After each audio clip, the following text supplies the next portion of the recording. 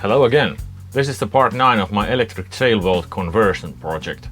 In last video you saw me installing the motor down there and doing some testing. Now it's time to take a look at those installs, take this boat in the water and go testing out there. If you're new to my channel, this boat is Finfire 27. It's 27 feet Finnish-made sailboat and I've been converting it to the electric. I bought it a little over a year ago and it came with this outboard. Last summer we used the outboard and it was a little clumsy to use and there was some problems with that. So I decided to turn this into electric one. The boat was originally equipped with inboard gasoline engine Volvo Penta MB2/50S. It had been already taken away years ago, but there was still this through hull part left. So that was the starting point. I bought used sail drive, this 50S, and ordered this electric motor straight from China. Then with my uncle we built this piece between the through hull and the motor and fitted the shaft and motor axle together. In addition, built all new electric system as well. But now the whole system is ready and I've been using it for 2.5 months and it's working like charm, except for one thing, and we'll talk about that a little later. But before we start, I want you to push that subscribe button and like as well. I will wait for a few seconds. Done already? Okay, now we can start.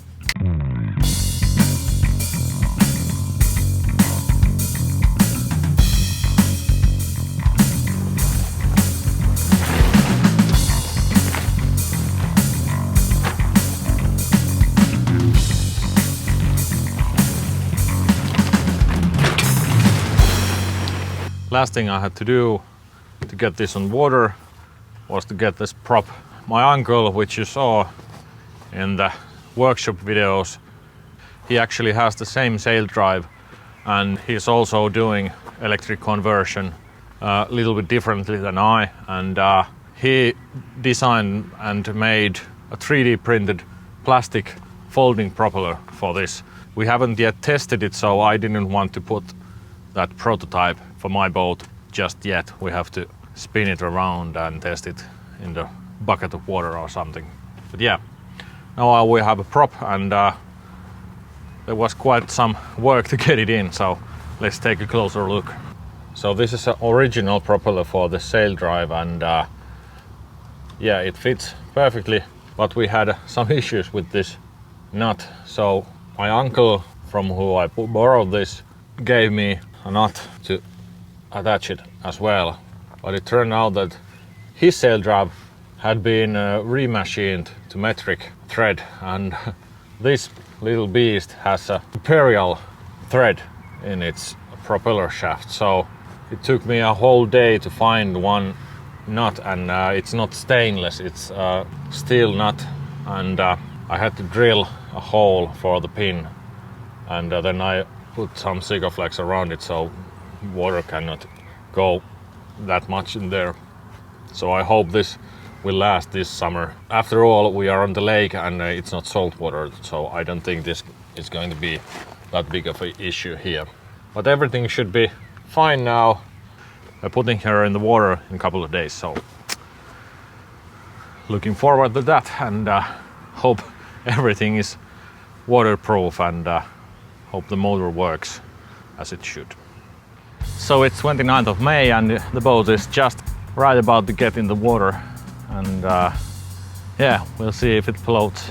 I'm a little worried. Possibly it does, but we'll see.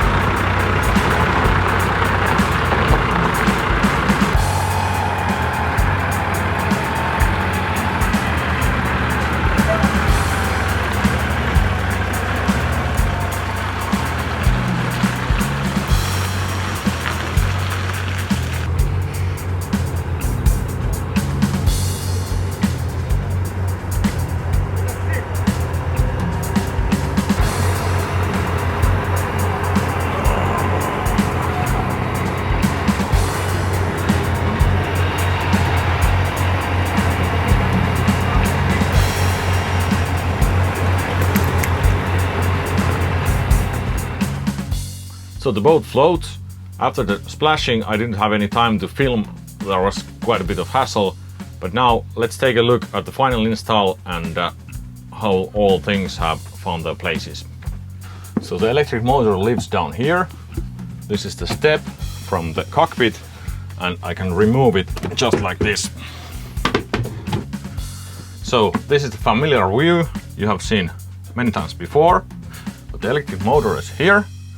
The rubber sealant has been holding very well. There's no water leaking. For a little reminder, this is the actual motor, and it lives with this motor controller. So these are working together seamlessly. On this side we have the charger, which is 48 volt lead acid battery charger and is originally meant for golf carts, but it has been working very well. And this one is a shunt for energy monitor. There are 4 batteries there, each has their own boxes. There are just regular lead acid batteries. They are a little bit heavy, and because they live below the cockpit, this boat is a bit heavy at the stern, so it would have been better to put those at the front of the boat, but there's really not space there, so this is kind of a temporary solution. I am going to replace these with lithium ones at some day, but they're good for now. On the right side here we have the main fuse, main power switch and the contactor for the motor. And here is the 12 volt power supply, which supplies power to this 12 volt fuse box, which is just regular one to power all these normal 12 volt appliances here, like instruments, lights, heater and stuff like that. And there is this power outlet 220, and the cable just goes around there for that charger. The reason it is here was that the original plug was on the other side of that wall in this locker. I didn't change these wires, so it was easy to just change the outlet on this side. So when we are on the go, there's really nothing to see here, so I'll put this stair back like this. Prior leaving from dock, all I need to do basically is to turn that key on like that, and of course the main switch, and then the system is ready to go. The rest of the controls are in the cockpit. Then we can step out to the cockpit. It's gorgeous evening, by the way. All the controls here are situated in this locker on the side, and if we take a look at there, you can see there's 2 switches and a knob. So this switch behind there is the power on. It turns on the contactor, and now the motor is basically on when I've already turned that key inside. So now we can turn this knob slowly, as you remember from the last video. And now the motor started. I don't know if you can hear it. You can see maybe some things happening back there. Access of the knob is quite convenient here. I can just sit here with my tiller, and with my left hand I can control the speed. If I turn it quickly, there's plenty of power right on my hand.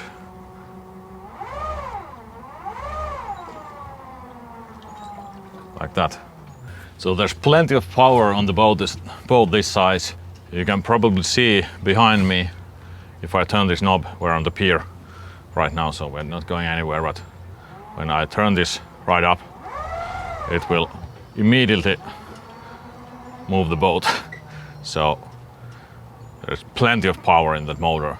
Well, maybe we can take a little spin, and the wind has died a little, so there's not that much wind anymore, so we can maybe test a bit how much power it really consumes. Something about docking here in Finland, most of the cases you put the front of the boat to the pier, and there are these poles behind there, so it's quite easy to leave by myself here. I just put some power forward, and now those back ropes are tight, and I can go at front there and just take the cable off, which I have forgotten twice almost, and take the ropes off, and then the front is free and I can just back up there. So the motor is on. Now I can take the charging cable off and the front ropes.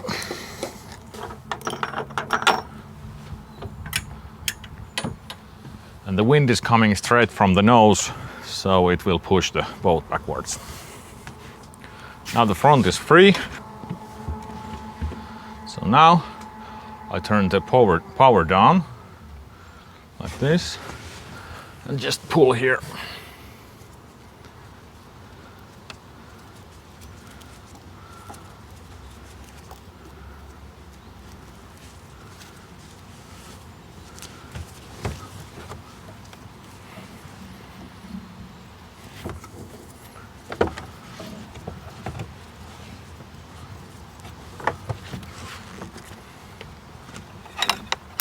Take these away.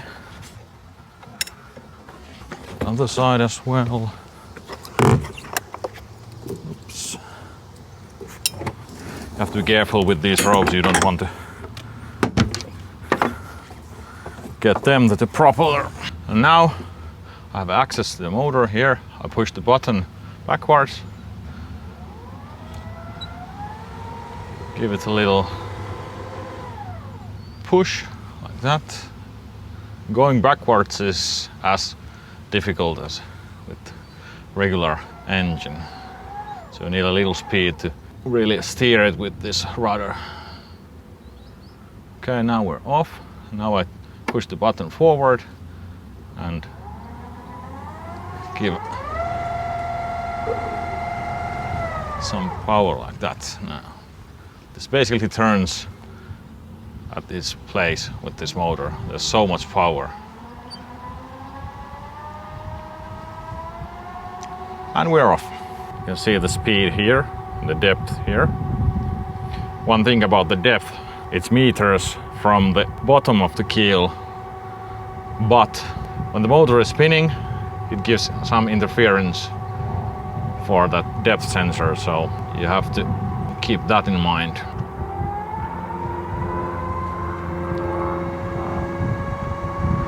I don't know if you can hear the motor right now, but it's like a little over 3 knots. I think I'm not going to raise the sails today at all, but we'll just test this motor out. We'll see how this goes.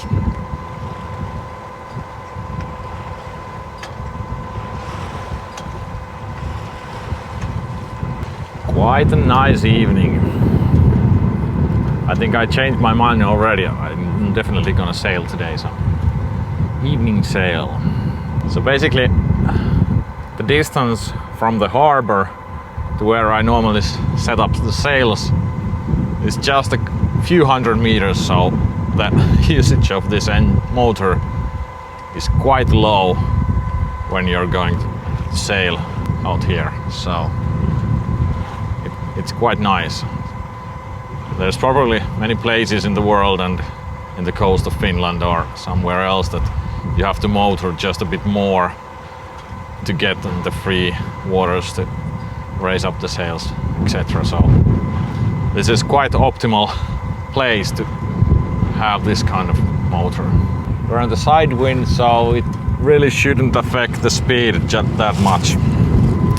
So let's turn this speed down to like a 1 knot or something like that. Let's see the consumption inside. Okay, the speed is right about 1 knot. It's not totally accurate, but quite close. So now we can go inside and check the consumption of the motor. So here we have the motor consumption going on, and you can see it's something and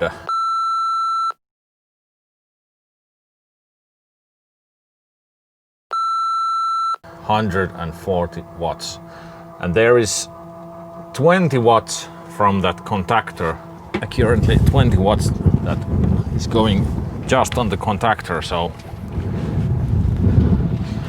we have speed like 1 knot now, and it's like 120 watts maybe. So with this speed we could go quite a long time.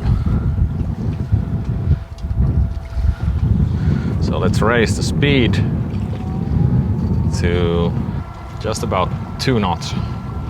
So here you can see it's almost 500 watts. So it goes up quite rapidly. Of course there's some waves now, it affects it quite a bit actually. In very calm conditions the consumption is less than this, so yeah, the conditions definitely affect the consumption. But the cruising speed I've been using is just maybe 3 knots or a little more in calm conditions. Something like this. So this is the reasonable speed to go with this kind of electric motor. 3.5 knots. It's like 1.2 kilowatts. We can cruise with this speed like 2 hours with these batteries. So it's quite okay. 23 amps with 48 volts. Oh, and we have turned into the wind, so maybe the consumption is a little more than we would like it to be. But yeah, you can basically cruise a couple of hours with this kind of speed and this kind of conditions with this. So 6 miles about. It's not much, but here on the lakeside, well, it really doesn't matter. As I said, I would had already raised my sails back there, so it was like a few hundred meters of motoring overall. Okay, it's pretty out here, don't you think? The city of Lahti, you can see the ski jumping towers there. And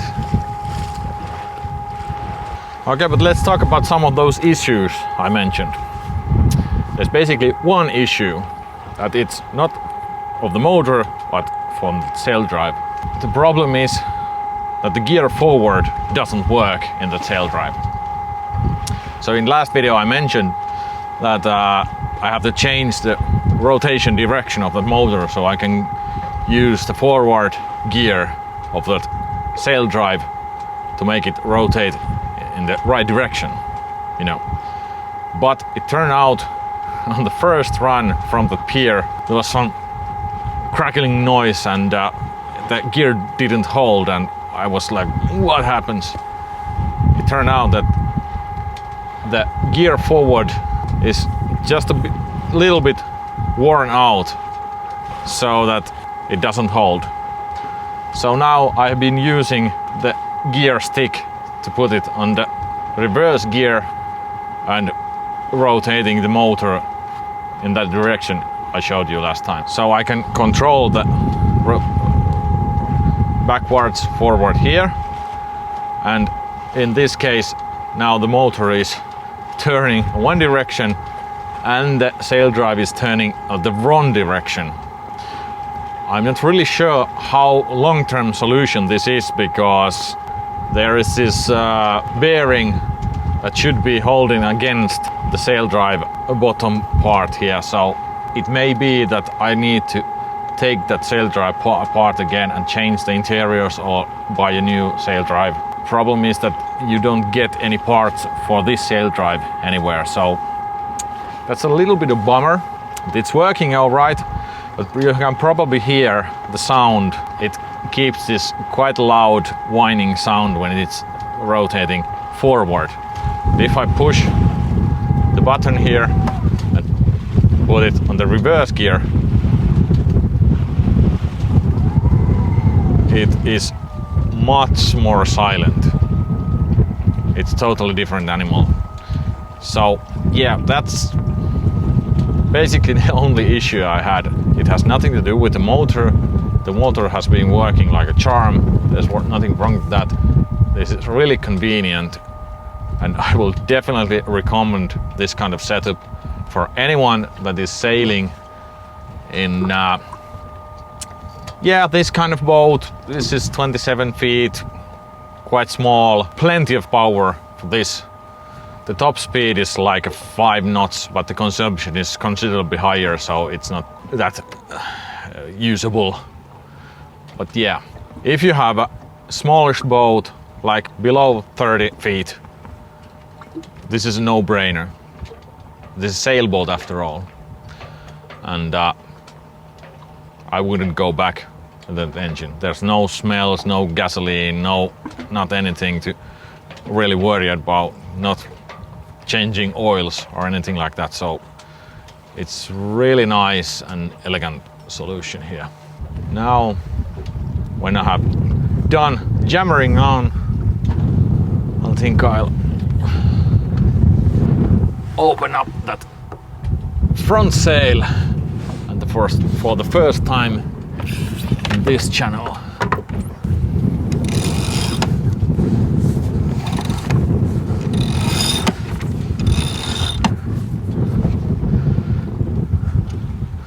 And just like that, we don't need this motor anymore.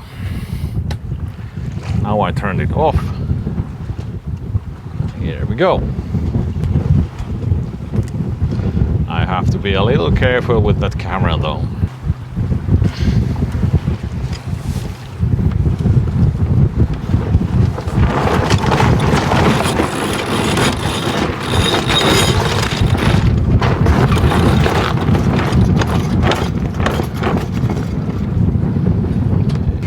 This is what this is all about. Not that damn motor.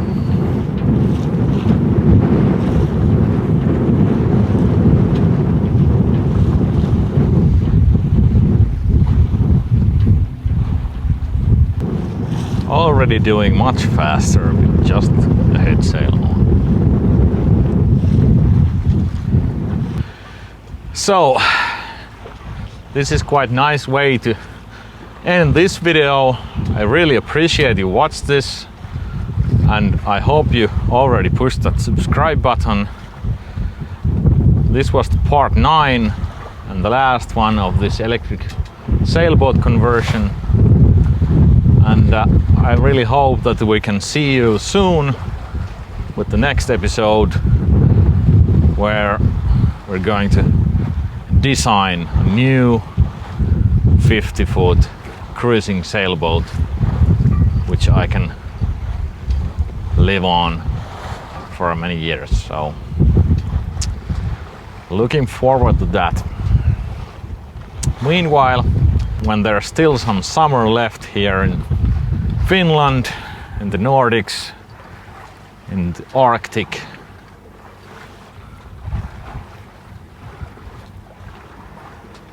there is nothing better than this.